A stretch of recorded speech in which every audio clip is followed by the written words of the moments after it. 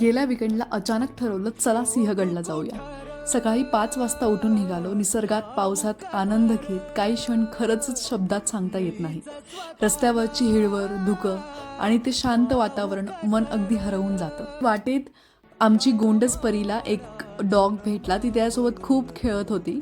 Finally पोचलो सिंहगडला. मी इथे लग्नाआधी एकदा आलो होतो म्हणून कितीतरी आठवणी ताज्या झाल्या. इथे परी तिच्या लाडक्या मामाचा हात पकडून चालत होती आणि मग पावसाच्या सरी, थंडगार वारा, सगळं काही इतकं परफेक्ट वाटत होतं जणू निसर्गानेच खास आमच्यासाठी एक क्षण जपून ठेवला. काही जागा अगदी अंगावर काटा आणतात. या जागा म्हणजेच फक्त फोटोसाठी, स्पॉटसाठी नाहीत, तर इथे उभं राहिलं की जाणवतं की ह्या मातीत कोणीतरी स्वराज्यासाठी रक्त सांडलं. पवित्र जागेवर आमची परी काही न बोलता नतमस्तक झाली. या ठिकाणी इतका वारा होता की परीला थोडी भीती वाटत होती आणि मला तर अगदी उडून जावं असं वाटत होतं. खाली आलो आणि ते परी आणि मामाची मस्त मस्ती चालू होती. मी नाश्ता केला. हे गरमागरम पिठलं, भाकर आणि कांदा भजी खूप टेस्टी होतं. फायनली या आठवणी घेऊन आम्ही निघालो घराकडे.